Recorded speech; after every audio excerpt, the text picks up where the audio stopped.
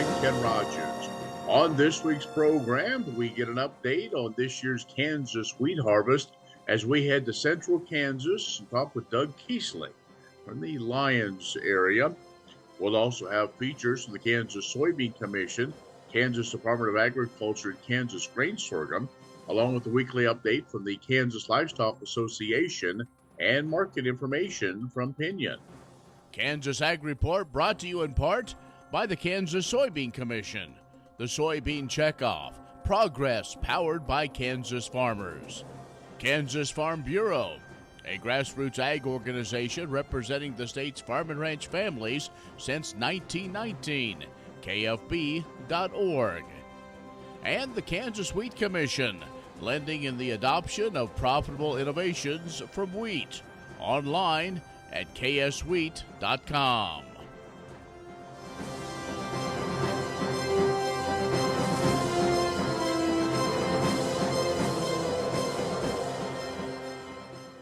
In agriculture information, there's been recent progress towards the 2024 Farm Bill, but is it fast enough? According to the University of Illinois, they saw lawmakers are hinting the passage of a full Farm Bill is growing more unlikely. Another extension probably remains the most likely outcome before the end of the current extension in September.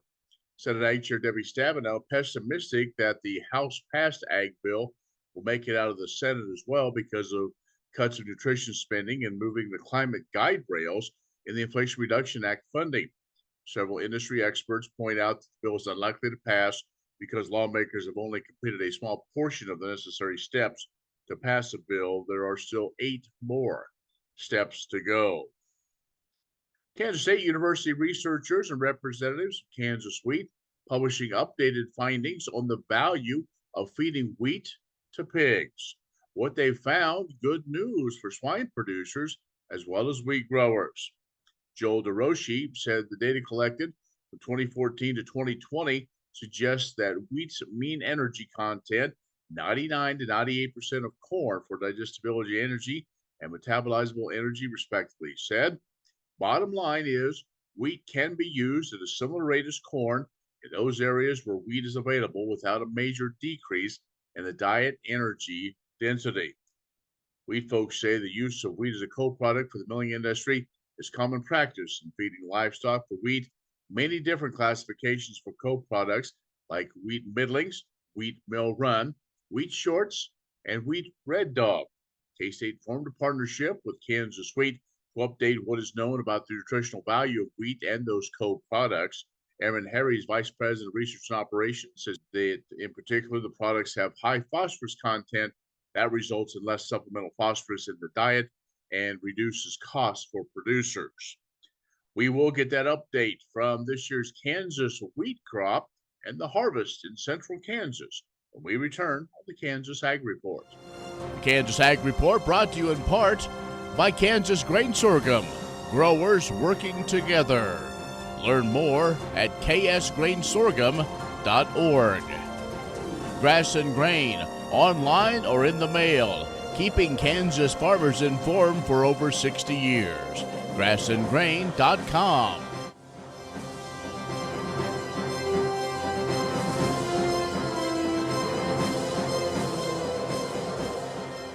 Well, this time of the year, the Kansas wheat harvest typically goes on. This year, a little bit earlier in many areas. We want to get kind of one of our updates. Let's go to around Chase, around the Lyons area. Doug Keesling joins us. Hi, Doug. Hello there. We were able to catch you. I guess you got rained out. That's kind of what this harvest season's kind of been about. You've been kind of starting and stopping for the last couple of weeks, huh? Correct. We've had a couple rain delays, but instead of being grumpy like most of us farmers are when we get rained out, this harvest we've been happy because we've been praying for this rain since we planted the wheat. Okay, let's people want to know what's the tail of the tape right now as far as how are yields, how what's protein levels, how are things shaping up, at least on your farm and maybe other folks that you're aware of? Because I know I was in your area a few weeks ago. In fact, I even called you and said, what is going on with your wheat? Correct. Just for the people who don't know, if you drew an X through Kansas, I'm right smack in the middle of Kansas. I farm from Chase to Lyons, right along the Santa Fe Trail or Highway 56, whichever one you want to call it. And from me down to Stafford and Pawnee County, this is kind of the heart or the bullseye of the drought here in central Kansas. And so you go east of me toward McPherson, they've had more rain. You go actually west of me toward Great Bend, they've had more rain. And so our yields have been lower.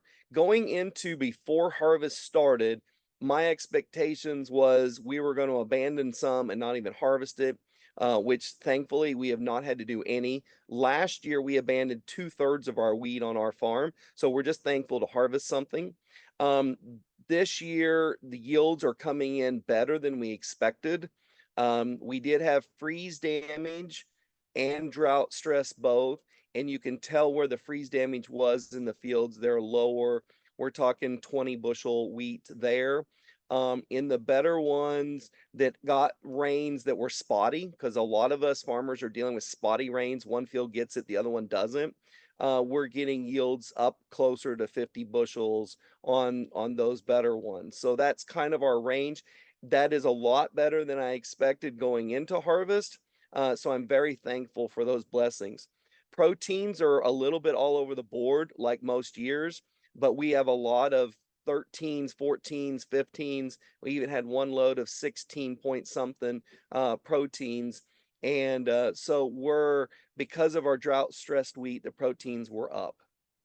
Okay, like today and the last few days, we've had these intermittent showers over much of the state. So we are early too, Doug. So what about the prospects of some double cropping into some of this wheat stock and trying to see if we can gain some advantage of this extra, I guess we call it extra moisture. Yeah, I'm not sure I want to call it extra moisture at this point because we were so deficit for so long. I don't think we're fully out of the drought, but we're getting timely rains now. We got an inch last night, which shut us down. We had 2.5 a week or so ago that shut us down, and that's more rain than we've had since January 1 for sure. RMA, you talked about the future and the prospects. RMA changed the rules over a year ago for a written consent on double cropping of acres for sorghum and soybeans. We have double cropped for many years, more than 10 on our farms. Some fields hit and miss. Last year we didn't, other than some feed because we were so short for cattle. We're still going to put one in for feed this year, but we're going to have multiple fields. And I'm kind of splitting it between sorghum and soybeans. I think there's more potential for revenue on the sorghum. So I'm really excited that RMA was forward thinking and changed those rules for us to do that. And then this would be following our wheat crop. Doug Keesling, who is a farmer around the Lyons area, not only does he farm, he does a lot of things off the farm and advocating for agriculture and food. So we're going to take a break. In our second part, we're going to talk about those things and how the international world is playing. We'll do that in just a moment.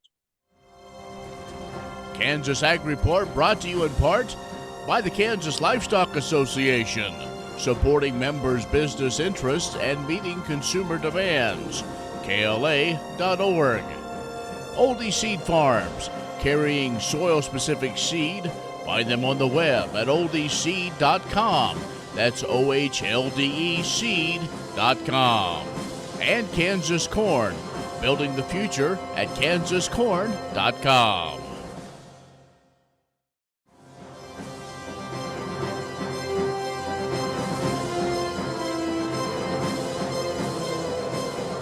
And our guest is Doug Keesling, who is a farmer around the Lyons area, around Chase. And Doug, you farm, but you also spend a lot of time as an advocate, and you have for several years dealing with folks with food aid and trying to get these commodities and other things to help feed a hungry world. Tell us about maybe some of those situations and why that has been such a passion for you. Yeah, I started because I was on the Kansas Wheat Commission. And so I did a lot of promotions of promoting Kansas grown products, predominantly wheat, but also sorghum and other products around the world. That opened my eyes because at one point I thought as a farmer that if I help, it's one thing to send crops that I grow that promotes and uses up stockpiles here. But at one point I thought, well, it would hurt me if I help someone in a foreign country that can be a competitor. After traveling for the last 30 years, my mindset has changed tremendously. We have such a growing population in the world, and there is so much need for food around the world that I can't grow all of it on my farm here in Kansas. And there are crops that we just physically cannot grow. And so I do advocate for agriculture around the world. And these projects could be and still are a lot of promoting Kansas products that I grow here to ship them for food aid. Food aid composes itself of three predominant crops, wheat being the largest, and then rice and sorghum are the other two that get shipped around the world for food aid in conflict areas. A lot of where I go is to help conflict areas. So right now that might be Azerbaijan and Armenia where there's war, Ukraine, it could be Northern Africa in anywhere from Ethiopia to Chad to Niger to other regions, Ghana. It could be in Cuba, in Latin America. It could be in Colombia. You know, just around the world, there are a lot of partners. What we have found is in any one of those regions, they can grow some food, but they can't grow all their food. Um, in different areas, it's different in each one. And so how can we, one, have a multiple approach to teach them how they can grow more food in their area to sustain a stable government and a stable economy, but then grow those relationships to where we can build upon that. And let's say it's one of many of those countries I named off, they can't grow wheat and sorghum, but wheat and sorghum both are staple crops. So I might be working with cashews or ground peanuts or one of those crops to help, or sugar, even in some of those, help them raise more of that locally. And then by building that trust with the government, then I can have the opportunity to talk to them about selling them more sorghum, more rice, and more wheat. And so it's a win-win for us both. It stabilizes their economy and their products, and then it allows us to sell more of our products. All right, Doug. Well, I'm sure that you continue to have fascinating stories over the last 3 decades doing this. I'm sure it's one of those passions that you have, and I know many times we try to talk to you. You could be here, you could be somewhere around the world trying to do good, and so we thank you for taking time to spend with us. And good luck as you wrap up this year's harvest. Yeah, as soon as I wrap up harvest, like many years, I will take off. This year, I'll be taking off to go to multiple countries in Middle East and Africa for most of the month of July. Doug Keesling, farmer from the Lyons, Chase County area there in central Kansas, has joined us. We'll take a break. Come back with more in just a moment. Stay with us. Many seed companies claim to offer the latest genetics, but how many have tested those genetics in soils just like yours? The Oldie Seed Know to Grow research program has fully tested the latest seed genetics in soils that are right in your neighborhood. The Oldie Seed Know to Grow program can recommend the best performing hybrids from technologies like Enlist, Extend, and Liberty Link that will optimize the yield and profit of every acre on your farm. Contact Oldie Seed today.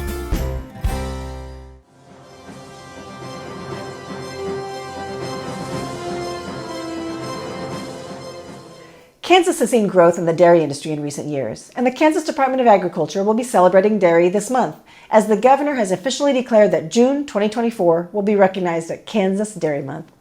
It's been a challenging spring for the dairy industry, both in Kansas and across the nation, as many farms have had dairy cows affected by avian influenza. Kansas dairy farms have been working hard to prevent the spread of this virus in Kansas, and the impact in Kansas has been minimal so far, with only a handful of farms testing positive and recovering quickly. The entire dairy industry is pleased that extensive testing has confirmed the safety of pasteurized milk, which means that the milk supply in the U.S. remains safe and plentiful. In Kansas, we know that dairy farms look different throughout the state, from the smaller and mid-sized dairies in the eastern side of the state doing on-farm processing and selling locally, to the larger dairies in the western half that work with cooperatives or directly with processors. From large to small, all of the dairy operations have an important role to play in the growth of Kansas dairy and are valued members of Kansas agriculture. Innovation in the industry has led to efficiency and increased production through genetics, nutrition, and technology. Dairies are now bringing even more wholesome, safe, and nutritious dairy products to families in Kansas and across the nation. We are thankful for Kansas dairy farmers who work every day to provide milk and milk products for the people of Kansas. Dairy Life is a 24/7, 365 commitment by Kansas dairy farmers who are dedicated to the health, comfort, and well-being of their cows and to providing high-quality dairy products, which are an important part of a nutritious diet.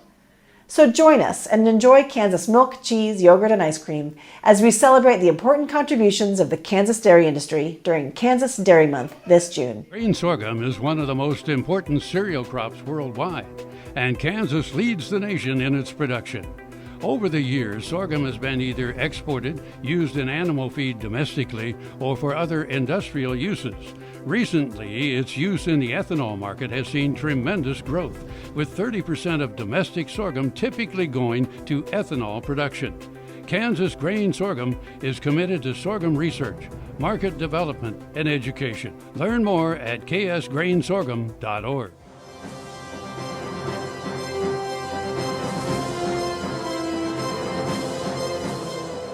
It's now time for another Kansas Sorghum Update, brought to you by the Kansas Grain Sorghum Commission. According to the USDA NASS Crop Progress Report for the week ending June 2nd, 2024, Kansas sorghum planted was 35%, ahead of last year's 28% and the 25% average. Recently, the Kansas Grain Sorghum Commission has been hosting numerous project overviews detailing key research investments that will further advance the sorghum industry through our very own Sorghum State podcast. We recently featured the president of Pyramid Feeds, Earl Romer, on a deep dive episode that highlights an investment project that focuses on enzyme digestive efficiency for ruminant feed rations containing grain sorghum and sorghum distiller grain solubles. Here's a short clip of what Earl had to share with us. The funding of this project can be tremendously valuable, both in terms of conservation of our Ogallala aquifer in western Kansas, but also to help expand the value and utilization of grain sorghum in the feeding industry. To listen to the full episode or to stay connected with the latest investments of the Kansas Grain Sorghum Commission, be sure to visit our website.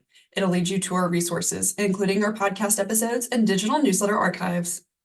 Thank you, and stay tuned for next time.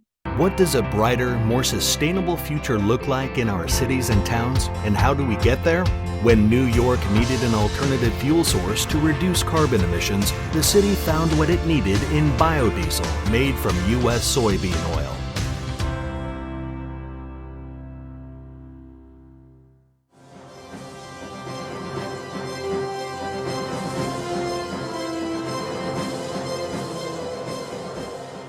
Kansas positions itself as a premier dairy frontier due to its wide open spaces, climate, water access, and proximity to feed sources, including soybeans.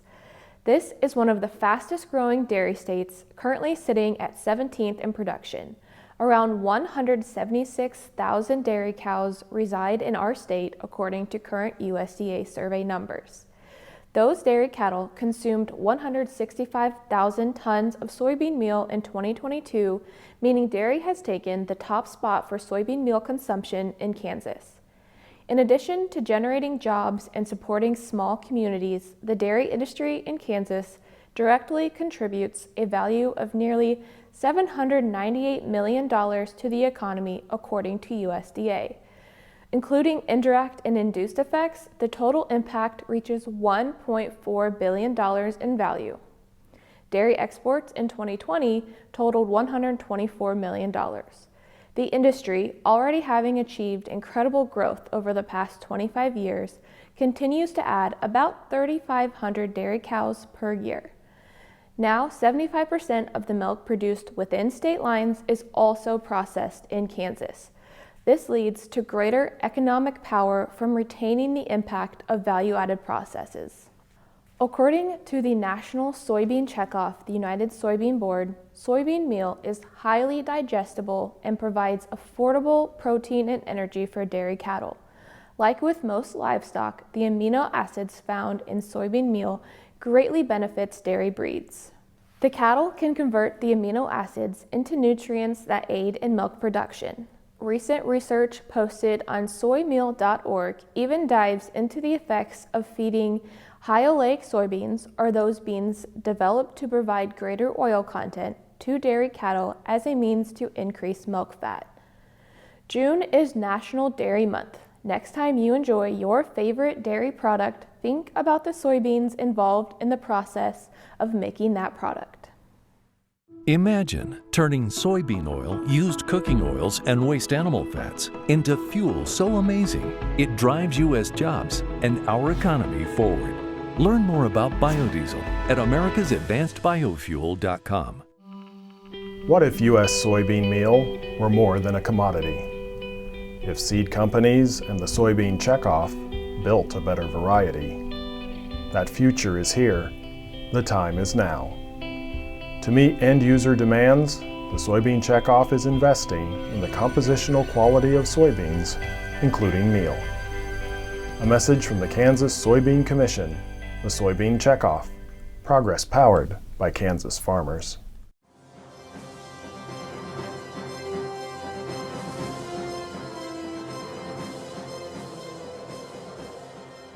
Ranchland Trust of Kansas has launched its Summer Match Challenge with a bigger goal and more matching funds than ever before. The goal is to match $25,000 for a total of $50,000 during June and July. Any donation made during these months will be 100% matched, doubling the impact of all gifts. This would not be possible without some generous lead sponsors, including Innovative Livestock Services, Carolyn Gresser, John Bottenberg and Carol McDowell, Tom and Jenny Moxley, David and Janet Loftus, Greg and Dinah Wingfield, and Kelly and Mary Lenz.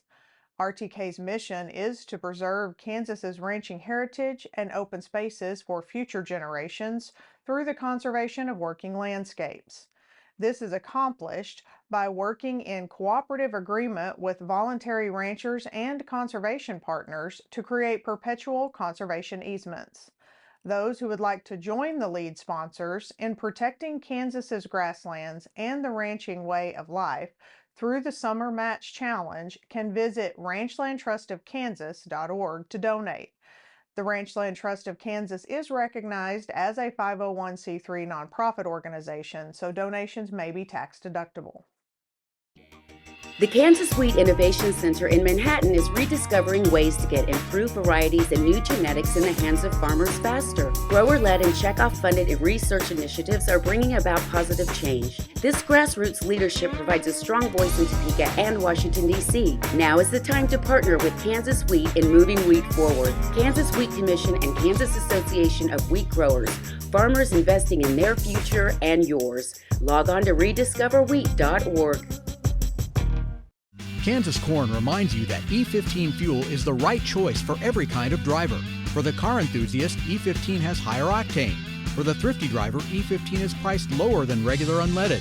For the nature lover, E15 provides cleaner air. For the shopper who buys local, E15 has more ethanol from our Kansas corn farms. Choose E15 for a higher octane, lower price, cleaner American fuel. Message from the Kansas Corn Commission. Learn more at kscorn.com.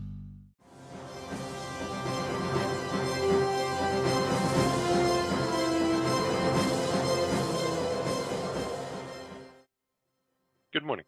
This is Jacob Herzog with Pinion Risk Management. Last week's supply and demand report is out of the way, without major damage to the markets. The USDA has kept most of the U.S. and world ending stocks unchanged from the forecast in May, but did drop Russia's wheat crop by 5 million metric tons to 83, and it cut Ukraine's by 1.5 million metric tons to 19.5.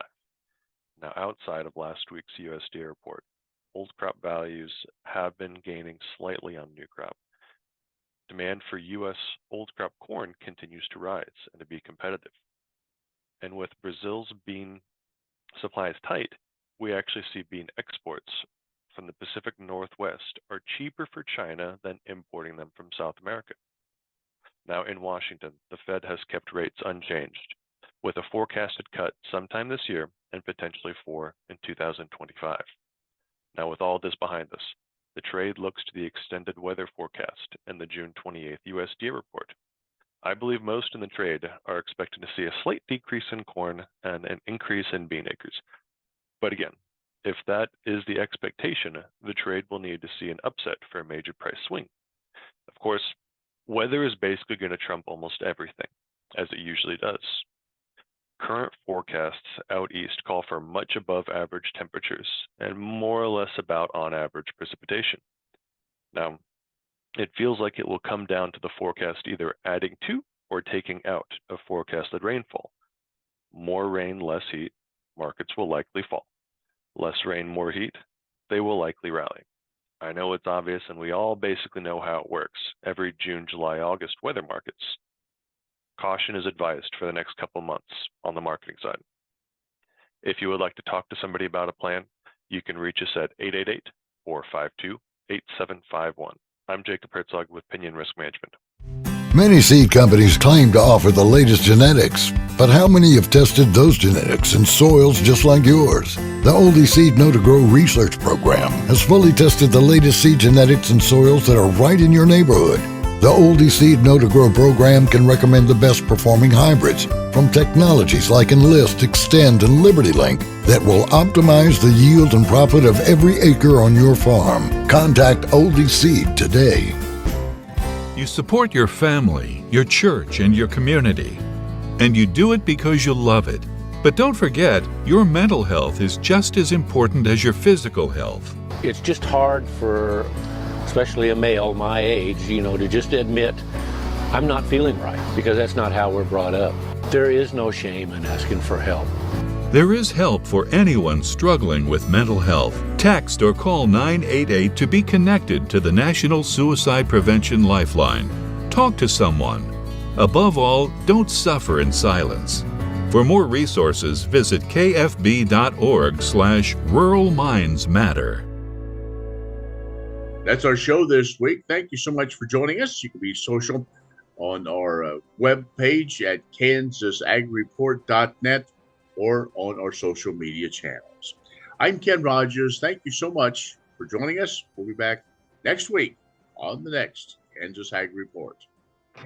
Next time you see a beautiful field of corn, reach out and thank the farmers who work tirelessly to raise corn for livestock feed, renewable fuels, and exports to feed a growing world population.